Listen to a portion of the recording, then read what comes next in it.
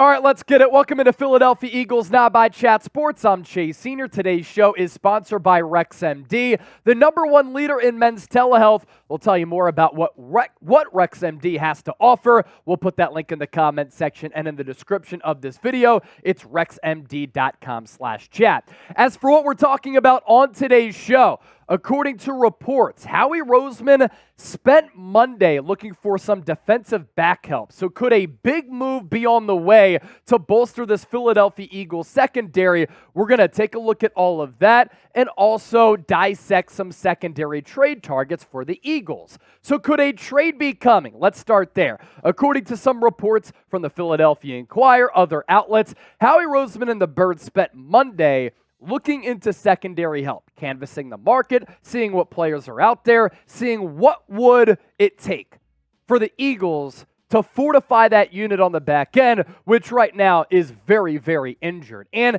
Howie's history, he's oftentimes been aggressive in the lead up to the NFL trade deadline. He's been aggressive in his entire career as a football executive. He has made trade deadline moves in 5 of the last 6 seasons. So if Howie believes that there is a move out there that he can make to improve this football team more times than not, and in 5 of the last 6 years, he makes that move. And there's been so much injury misfortune for Philadelphia through 6 games this year as the Birds are sitting at 5-1, coming off that loss last week to the New York Jets. Every week 1 defensive back has missed at least 1 game this year. Avonte Maddox and Justin Evans are on injured reserve. Zech McPhearson in the NFL preseason tore his Achilles, so he's already out for the year. So already you can see that this secondary has gotten crushed by injuries, and then even more injury woes. Philadelphia and Sean Desai have had no continuity in the secondary. 6 different starting secondaries in 6 games. Sean Desai has had to play 15 different defensive backs. 6 corners or safeties have made their NFL debut in an Eagles uniform this year, and it doesn't come at a good time to be banged up because the #1 offense in the National Football League in the Miami Dolphins is coming to Lincoln Financial Field on Sunday Night Football. And you look at the Eagles injury report here. Look at how many players are on the defensive side of the football. Look at how many players are in that secondary. Reed Blankenship, x-rays negative on his ribs. That's good. There's hope that Darius Slay, coming off that knee injury that forced him to miss that game against the Jets, will be able to play on Sunday night in that vaunted passing attack for Miami, led by Tua Tagovailoa, Tyreek Hill, and Jalen Waddle. Avonte Maddox, we know about him. Jalen Carter. Lane Johnson, expectation he could play too against Miami. Best right tackle in the game. Cam Jurgens still on IR. Quez Watkins just went on IR in the lead up to that Jets matchup. Justin Evans, Sidney Brown, Eli Ricks, all in that secondary, all injured as well. That report that I mentioned earlier, or at least one of them, came from Josh Tolentino of the Philadelphia Inquirer. And according to his sources, he said that General Manager Howie Roseman and his staff spent that Monday scouring the rest of the league for external assistance in the secondary, according to league sources. And Nick Sirianni knows it's a problem. Nick Sirianni is cognizant of the fact that there have been a lot of injuries on that back end, and he knows that he's working with the general manager, who's basically his boss, who, quote, as Nick Sirianni said, is always working to improve the team's personnel.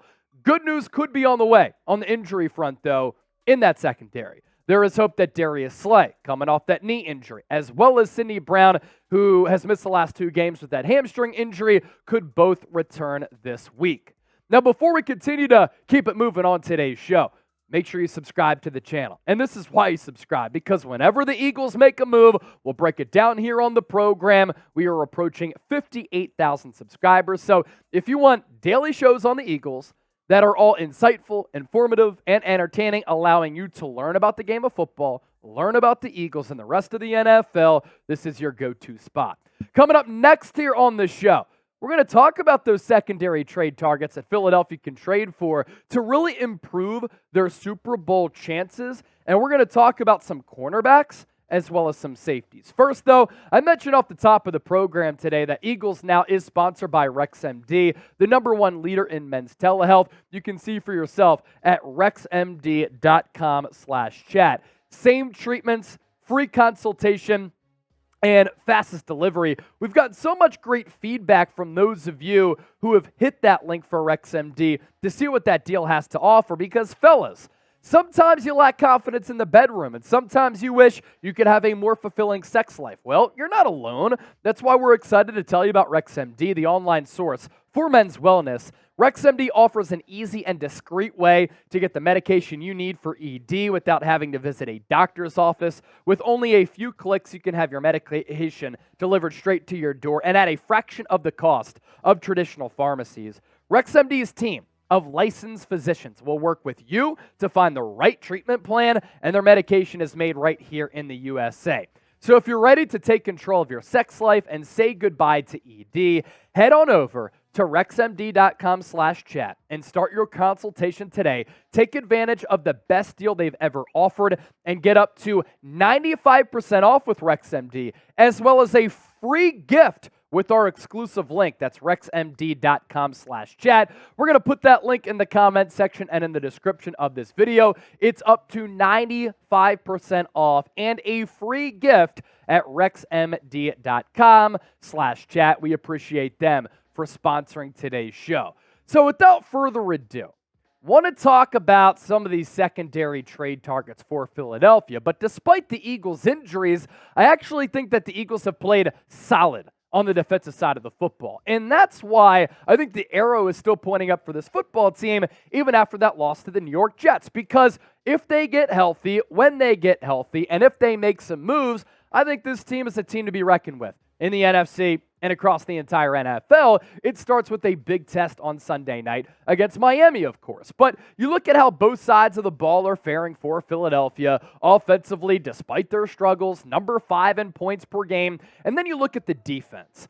Keep in mind that this is the first year that Sean Desai is a full-time play caller in this league, and the Eagles have had 6 different starting combinations in the secondary in all 6 games. Yet, they're still only giving up less than 3 touchdowns per game at 20.7 points per game.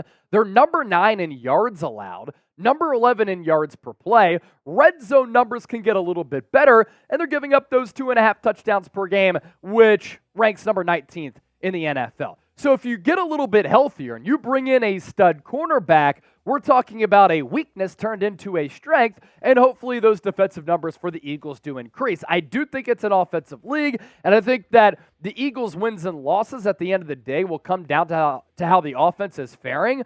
But don't trip. I actually think the Eagles' defense has played pretty solid up to this point. An issue here, and this is for the offense, this is for the defense, the Eagles are 17th in turnover margin.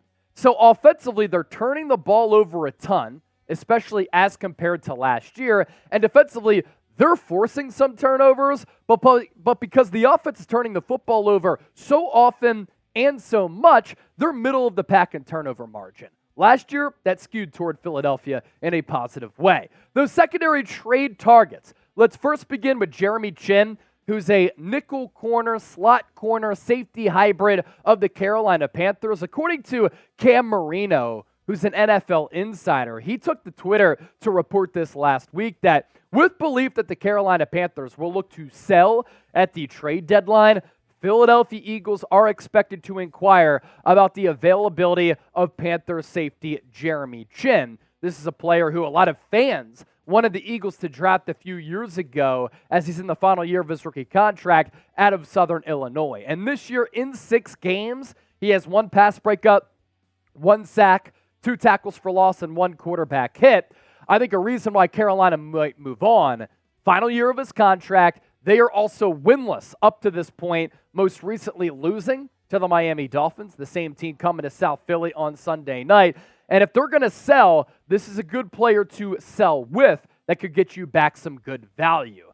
Now let's go to Foxborough, and let's talk about Kyle Duggar, who's a very similar player to Jeremy Chinn, and a very similar circumstance. Involves Duggar as compared to Jeremy Chinn as well, because Duggar, final year of his rookie contract, like Jeremy Chinn, a former second-round pick, and like Jeremy Chinn, he could play safety. He can also play slot nickel as well. And Bill Belichick seems to be losing it a little bit. I'm not sure if the Patriots are tanking for Caleb Williams, but that is a bad football team.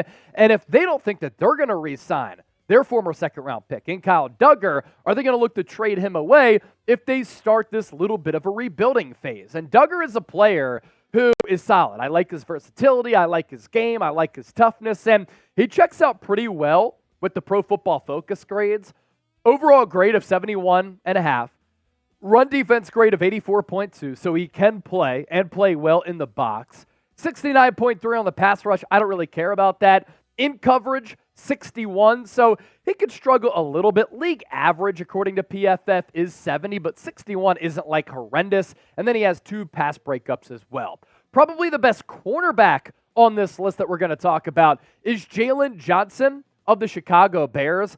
A lot of quality teams across the NFL are jockeying in hopes that they can land Jaylon Johnson. He's an excellent player. Really good instincts. Stands about 6 feet, 6'1". I like his length. I like his athleticism as well as his size. And with his Pro Football Focus grades, he has been outstanding and a bright spot on an otherwise awful Chicago Bears team. Overall PFF grade of 79 for him. A great and elite coverage grade of 80.9, and he's only allowed a passer rating when targeted of 64.6. That's a game changer who might require a first or second round pick that Howie Roseman might have to give up in order to bring in a player of that caliber.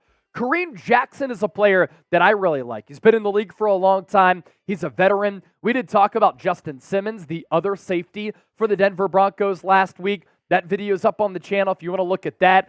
Justin Simmons seems like a perfect Eagle, team captain, all-pro, Pro Bowler, tied with C.J. Gardner-Johnson last year for the NFL high in interceptions. But Kareem Jackson, one of the other players in that secondary who could also be dealt. And then Patrick Surtain. This is the cream of the crop. You can make the argument that he's better than Jaylon Johnson, but this year I think that Jaylon Johnson is having a better year than Patrick Surtain. More name value with Surtain, but you look at how his Pro Football Focus numbers compare to a player like Jaylon Johnson, they're not the same, and both of these teams are awful. Both of those teams have defenses that have really struggled. So I think that my argument for Jaylon Johnson being better this year does hold some weight. Overall grade for Surtain of 70.5. Run defense grade 80.6, although oftentimes you want him on an island, one-on-one against a top-tier wide receiver. Pass rush grade of 75.2. You'll take it, right, if you can put him in there on some blitz packages. A coverage grade, though, of only 66.1 as compared to the 80 for Jaylon Johnson. Passer rating allowed about 20 points higher than Johnson as well at 87.7. I do think this is a little bit of a byproduct of the Broncos just being a mess. And it's kind of wild to think that even though Denver beat Chicago a couple of weeks ago, they could be more of a mess than the Chicago Bears. So with that, we tee up this poll question. Who is your dream Eagles trade candidate? Any of the players that we talked about on the show or another player out there? Just drop me a name down below in the comment section right now.